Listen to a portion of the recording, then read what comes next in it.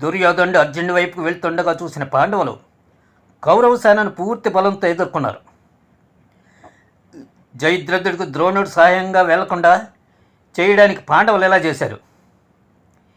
దీంతో ధృష్టద్యుమ్నుడు తరచూ తన సైన్యాన్ని ద్రోణుడిపైకి పంపుతున్నాడు. ఇప్పుడు కౌరవులు 3 వేర్వేరు ప్రదేశాల్లో వేర్వేరుగా యుద్ధం చేయాల్సి వచ్చిన పరిస్థితి వచ్చింది. దీంతో కౌరవుల బలం తగ్గినట్లయింది. ధృష్టద్యుమ్నుడు తన రథాన్ని నేరుగా ద్రోణుడి రథానికి అభిముఖంగా మరల్చి యుద్ధం చేయడం ప్రారంభించాడు. ఇద్దరి మధ్య యుద్ధం భయంకరంగా సాగింది.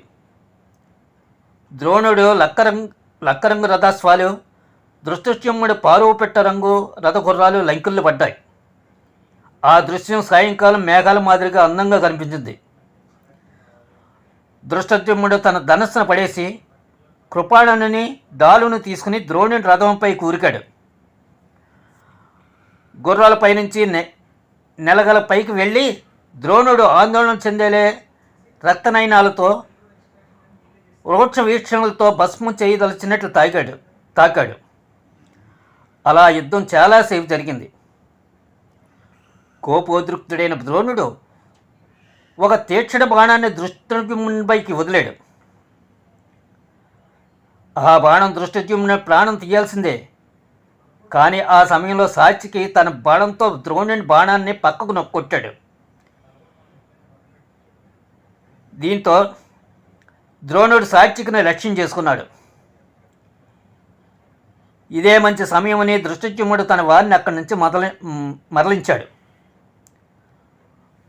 ద్రోణుడు నల్ల త్రాచులా బొసుకొడుతూ ఎర్రబడ్డ కళ్ళతో పాండవ సేన ముందున్న సాత్యకిపైకి వెళుతున్నాడు.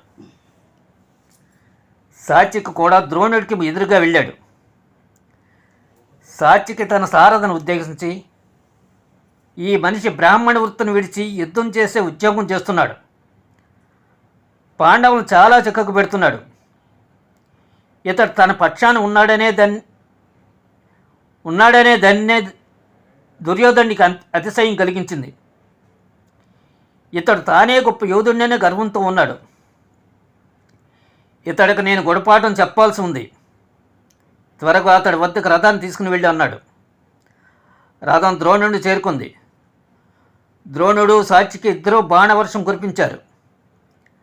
వారి విడిచిన బాణాలతో ఆ ప్రదేశమంతా అలుముకొని కాసేపు సూర్యబింబం కనిపించకుండా పోయింది. చీకటి ఏర్పడింది. ఇరువురి రథాలపైన ఎగిరే పతాకాలు కింద పడిపోయాయి. ద్రోణుడు సాత్యకి ఇద్దరు రక్తశక్తి శరీరాలతో కనిపిస్తున్నారు. ఉభయపక్షాల సైనికులు ఎంతో దీక్షతో యుద్ధం చేస్తున్నారు. 2 వైపులా శంఖనాదాలు కానీ జయసూచికలు కానీ వినపడలేదు. దేవతలు, విద్యాధరులు, యక్షులు, గంధర్వులు ఆకాశం నుంచి వీరిరువురు యుద్ధాన్ని చూస్తున్నారు. సాత్యకి విడిచిన బాణంతో ద్రోణుడు ధనుస్సు విరిగిపోయింది. వెంటనే భరద్వాజుడు మరో ధనుస్సు ఎత్తినంతనే సాత్యకి దాన్ని కూడా పలగొట్టాడు. ఇలాగే ద్రోణుడు విడిచిన మరో బాణాన్ని కూడా పడగొట్టాడు. ఈ విధంగా 101 ద్రోణుడి ధనస్సులను సాత్యకి భగ్నం చేశాడు.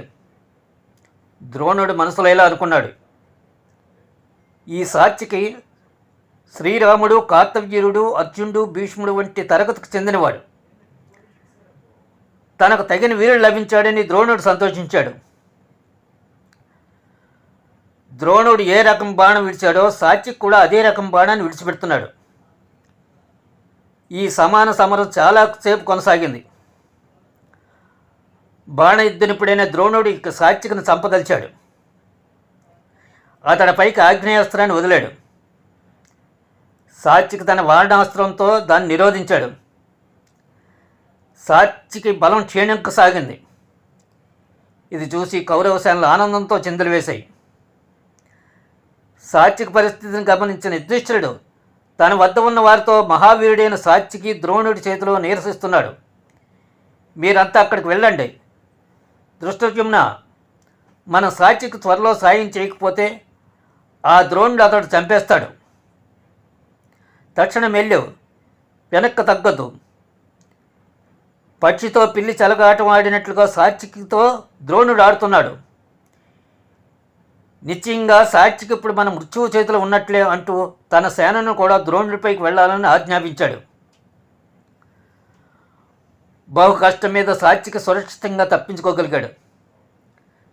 సరిగ్గా ఆ సమయంలోనే అర్జునుడు యుద్ధం చేసే ప్రదేశం నుంచి పాంచజన్యారావం వినవచ్చింది. యుధిష్ఠిరుడు, ఓ సాత్యకి, పాంచజన్యారావం వినవస్తుంది. కానీ అర్జునుడి గాంధీవ గుణధ్వని మాత్రం వినిపించడం లేదు. జయద్రథుడు స్నేహితుడు అర్జునుడి చుట్టుముట్టి అపాయ పరిస్థితులకు నెట్టారేమో. అర్జునుడు ముందు నుంచి వెనుక నుంచి తాకలబడి ఉన్నాడు. ఉదయాన కౌరవ సేన ఛేదించి వెళ్ళిన అతను ఎప్పటికింకా తిరిగి రాలేదు. పగట కాలం చాలా గడిచిపోయింది. ఒక్క కృష్ణుడు శంకారావమే వినపడింది. అర్జునుడు మృతి చెందితే కృష్ణుడు యుద్ధానికి దిగాడా అని నాకు భయం వేస్తుంది. ఓ సాత్యకి, యుద్ధంలో నువ్వు చేయలేనిది ఏమీ లేదు. నీ ప్రియ స్నేహితుడైన అర్జునుడు నీ గురువే. అతడు ప్రాణాపాయ దశలో ఉన్నాడు.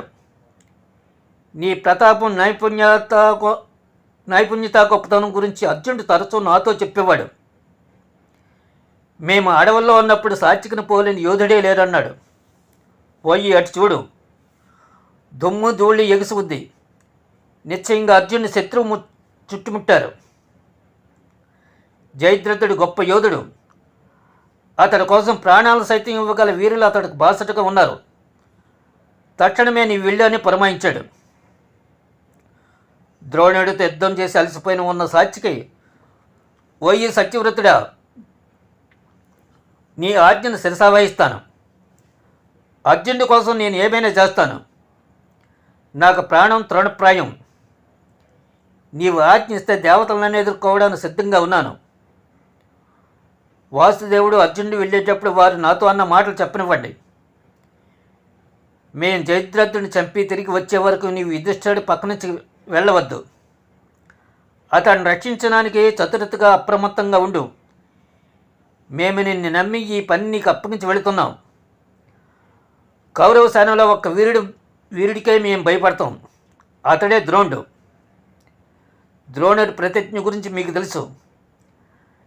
ధర్మపుత్రుడి రక్షణ నీ చేతిలో పెట్టి మేము వెళ్తున్నాం అన్నారు.